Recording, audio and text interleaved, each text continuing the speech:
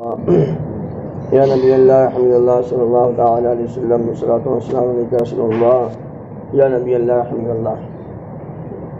رب کائنات قرآن شریف پارہ نمبر 21، کون سا پارہ ہے؟ پارہ نمبر 21 سورہ احزاب ہے، یہ 33 نمبر کی صورت ہے، 114 میں سے 33 نمبر کی صورت ہے۔ رب کائنات ارشاد فرماتا ہے وَمِنَ الْمُؤْمِنِينَ رِجَالٌ صَدَقُوا مَا عَاهَدُوا اللَّهَ عَلَيْهِ فَمِنْهُمْ مَنْ قَضَىٰ نَحْبَهُ وَمِنْهُمْ مَن يَنتَظِرُ وَمَا بَدَّلُوا تَبْدِيلًا۔ اور مسلمانوں میں کچھ وہ مرد ہیں جنہوں نے سچا کر دیا جو عہد اللہ سے کیا تھا، تو ان میں کوئی اپنی منت پوری کر چکا اور کوئی راہ دیکھ رہا ہے، اور وہ ذرا نہ بدلے، وہ ذرا نہ بدلے۔ اصل میں ہوتا کیا تھا، جب صحابہ اکرام حضور اکرم صلی اللہ تعالیٰ علیہ وسلم پر جان قربان کرنے کے لیے کہیں میدان میں نکلتے تھے تو وہ پہلے سے پہلے اپنے دل میں یہ امنگیں اور یہ منتیں مانگتے تھے کہ اللہ ہمیں جب ایسا موقع ملے تو ہم بڑھ چڑھ کر حصہ لیں، بڑھ چڑھ کر حصہ لیں۔ تو رب کائنات انہی مومنوں کی تعریف فرما رہا ہے، انہی مومنوں کی تعریف فرما رہا ہے کہ کچھ وہ مسلمان مرد ہیں جنہوں نے سچا کر دیا جو عہد اللہ سے کیا تھا۔ انہوں نے اللہ سے عہد کیا تھا کہ اے اللہ جب بھی ہمیں موقع ملے گا، جیسے بھی ہمیں موقع ملے گا، ہم تیرے محبوب پہ اپنی جان کو قربان کر دیں گے۔ تو انہوں نے، اور کچھ وہ رہ گئے ہیں جو اپنی باری کا انتظار کر رہے ہیں۔ تو صحابہ اکرام کی یہ تعریف اللہ تبارک تعالیٰ نے فرمائی ہے، اور وہ صحابہ جن کو ہم مانتے ہیں اور جن کو ہم فالو کرتے ہیں وہ بھی رسول کریم صلی اللہ علیہ وسلم کے امتی ہیں، اور ہم بھی رسول کریم صلی اللہ تعالیٰ علیہ وسلم کے امتی ہیں۔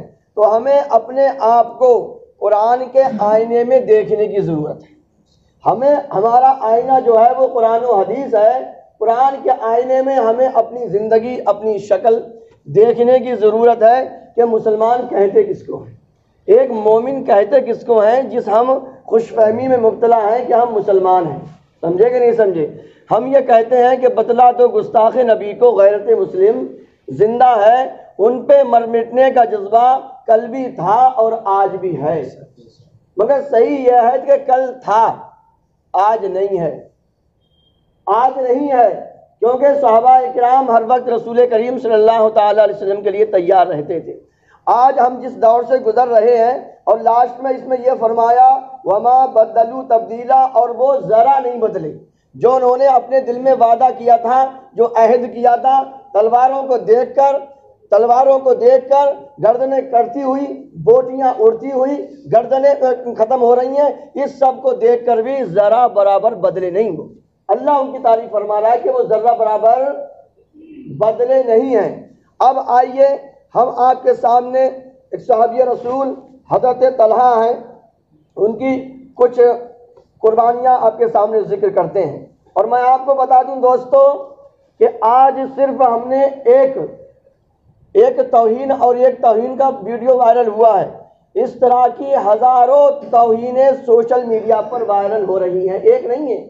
جو سوشل میڈیا کو چلاتے ہیں باقاعدہ طریقے سے وہ جانتے ہیں، کئی ہزار ویڈیو وائرل ہو رہی ہیں، اور ان 4-5 سالوں میں جتنی ہمارے حضور صلی اللہ علیہ وسلم کی توہین ہوئی ہے اتنی 1400 سال میں کبھی نہیں ہوئی ہے۔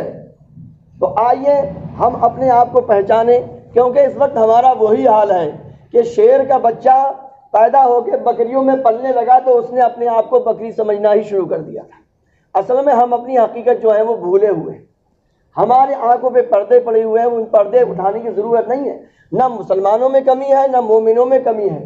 سمجھے؟ ڈاکٹر اقبال کہتے ہیں کہ ذرا نم ہو تو بڑی زرخیز ہے ساقی، یعنی جو ہمارے مسلمان ہیں ان کو اگر ذرا سی نمی مل جائے تو پھر وہی کلے ہوں گے، وہی سوتے ہوں گے، وہی ڈالیاں ہوں گی، وہی ہریالیاں ہوں گی، وہی پھول ہوں گے، وہی رونق ہوگی، وہی چمک ہوگی۔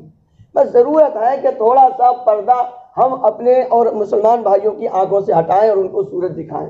اب آئیے حضرت طلحہ رضی اللہ تعالیٰ عنہ ہیں، ان کے بارے میں بھی یہ صورت ہے کہ رسول کریم صلی اللہ علیہ وسلم نے فرمایا کہ اگر کوئی شخص اس بات پر خوش ہو کہ وہ ایسے آدمی کو دیکھے جو زمین پر چلتا ہے اور اس نے اپنی نظر پوری کر دی تو وہ طلحہ کو دیکھ لے۔ قرآن پاک میں رب کائنات نے فرمایا کہ نظر پوری کر دی، حضور نے اس کی تفسیر کر دی کہ طلحہ کو دیکھ لے، وہ لوگ جنہوں نے اپنی نظر پوری کری وہ طلحہ کو دیکھ لے۔ طلحہ نے کیا نظر پوری کری؟ غزوہ احد ہے، حضرت طلحہ دور سے دیکھا کہ رسول اللہ صلی اللہ علیہ وسلم کے رخسار مبارک سے لہو بہ رہا ہے، حضور کے گالوں سے رخسار سے لہو بہ رہا ہے، خون بہ رہا ہے اس میں، اور آپ سب تکلیف میں ہیں۔ یہ صورتحال دیکھ کر طلحہ بڑی تیزی کے ساتھ رسول کریم صلی اللہ علیہ وسلم کے پاس آئے، جبکہ رسول کریم کو مشرکوں نے چاروں طرف سے گھیرا ہوا ہے، اور کود کے چھلانگیں مارتے ہوئے رسول کریم صلی اللہ علیہ وسلم کی بارگاہ میں آ گئے۔ اور رسول کریم صلی اللہ تعالیٰ علیہ وسلم کو کیا کیا؟ حضرت طلحہ رضی اللہ تعالیٰ عنہ اس خوفناک صورتحال میں لشکر جرار کی طرف رسول اللہ صلی اللہ علیہ وسلم کے لیے ڈھال بن کر کھڑے ہو گئے، اور آپ کے دائیں بائیں بوٹیاں اڑ رہی تھیں، تلواریں کیا ہیں بوٹیاں اڑا رہی تھیں۔ آپ نے دیکھا کہ رسول اللہ صلی اللہ علیہ وسلم کا خون بہ رہا ہے اور آپ کی تکلیف بڑھ رہی ہے، تو آپ کو سہارا دیا اور اس گڑھے سے باہر نکالا جس میں آپ کا پیر پھسل گیا تھا۔ حضور صلی اللہ علیہ وسلم کو ایسے اپنے سینے سے لگایا، اور ایک ہاتھ سے تلوار لگاتار تلوار چلا رہے ہیں، جو بھی تلوار لگ رہی ہے وہ حضرت طلحہ کے لگ رہی ہے، حضور کے قریب کسی کافر کو بھٹکنے نہیں دے رہا ہے۔ اللہ اکبر۔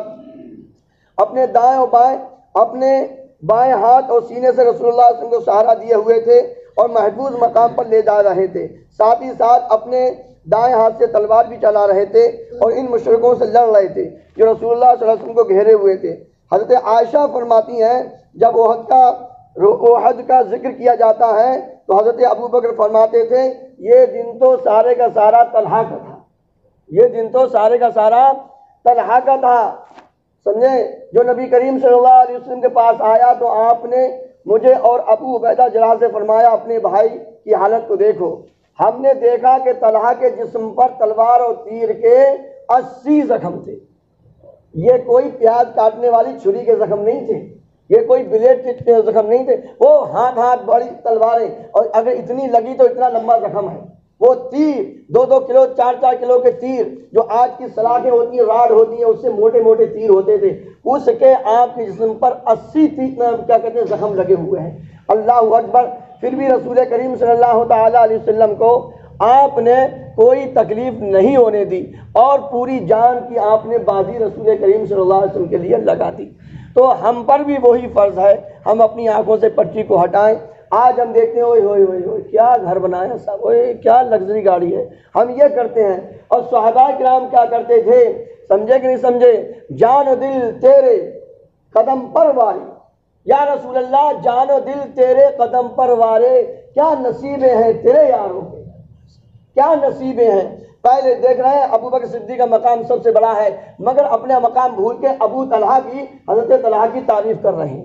آج ہم ایک دوسرے کی تعریف بھی نہیں کر سکتے۔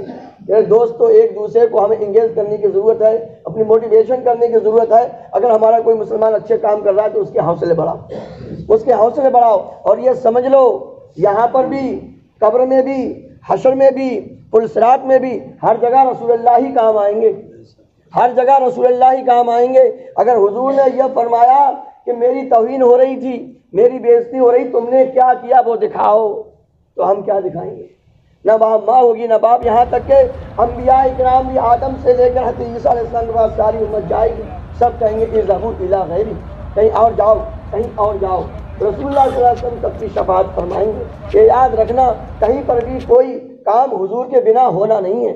ہم اذان کے بعد دعا مانگتے ہیں، اے اللہ تو ہماری شفاعت فرما دے حضور کے صدقے میں، تو کون سے منہ سے ہم یہ دعا مانگتے ہیں؟ اگر حضور نے کہا میری عزت کے لیے کب کب تم کھڑے ہوئے تھے، میری عزت پر فلاں فلاں جگہ حملے ہوئے، تم نے کیا کیا تھا، زبان سے کیا کیا، اپنے مال سے کیا کیا، اپنے وقت سے کیا کیا، تو ہمارے پاس کیا جواب ہے؟ وہ جواب ضرور ڈھونڈے نا، امام بھی جواب ڈھونڈے اور مقتدی بھی جواب تلاش کریں، کیونکہ حضور کے بغیر کوئی کام ہونے والا نہیں ہے۔ تو آخرت میں ہی نہیں بلکہ دنیا میں بھی یاد رکھو، ہمارے بزرگوں نے یہ فرما دیا ہے کہ جو بندہ مومن اپنے حضور کی عزت کے لیے کھڑا نہیں ہوگا تو وہ وقت بہت قریب ہے کہ اس کی ماں بہنوں کو چوراہے پر بیچ دیا جائے گا اور کھلے خزانے آنکھوں کے سامنے ان کے چتھڑے اڑا دیے جائیں گے۔ ساری پروٹیکشن، ساری حفاظت حضور کی عزت میں ہے، یہ یاد رکھنا، ساری حفاظت۔ ہمارا کیا ہوگا؟ ہماری ماں بہنوں کے، ہماری ماں بہنیں امام حسین کی ماں بہنوں سے بڑھ گئیں کیا؟ یہ خطرہ تو امام حسین کے سامنے بھی تھا، جہاں کیا کہتے ہیں 82 لوگ ہیں اور ادھر 22,000 کا لشکر ہے. امام حسین کو بھی تو اپنی بہن بیٹیوں کا خطرہ تھا کہ نہیں تھا؟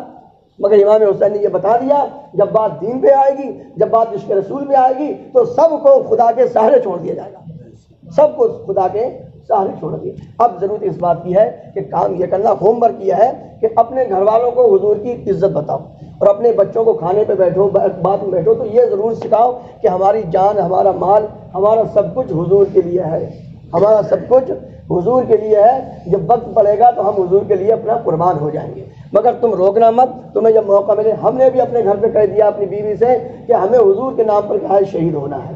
تو شہادت کا اسٹیپ تو بعد میں آئے گا، مگر ہمیں اپنے لوگوں کی، اپنی ماں کی، اپنی بہن کی، اپنی بیوی کی، اپنی بچوں کی ذہن سازی کرنا ہے، دماغی طور پر ان کو کیا کرنا ہے، تیار کرنا. اور یہ بات بتانی ہے کہ ہمارا جان، ہماری مال، ہمارا سب کچھ جب وقت آئے گا تو ہم بھی جائیں گے، تمہیں چھوڑ جائیں گے، اور تمہیں جب ضرورت پڑے تو تم ہمیں چھوڑ جانا مگر نبی کے نام پر قربان ہو جانا. یہ ذہن سازی کرو گھر گھر. سمجھے کہ نہیں سمجھے؟ سب کے گھر تو میں جا نہیں سکتا، تو لہٰذا میں نے آپ تک پہنچا دیا. اب آپ پر یہ قرضہ ہو گیا، آپ گھروں گھروں. ہمیں کوئی ہنسا بازی نہیں بننا، ہمیں اپنے نبی کی شان کو اجاگر کرنا ہے. اور مسلمان ہونے کا مطلب یہی ہے کہ اپنے نبی کے قدموں پہ مٹ جاؤ، اس کے علاوہ اور کچھ نہیں ہے. تو اپنے گھر والوں کو یہ سبق پڑھاؤ، بال بچوں کا دماغ تیار کرو تاکہ وہ آنے والی اپنی نسلوں کو تیار کریں. رب کائنات کی بارگاہ میں دعا ہے کہ رب کائنات ان سب باتوں پہ ہمیں عمل کرنے کی توفیق عطا فرمائے اور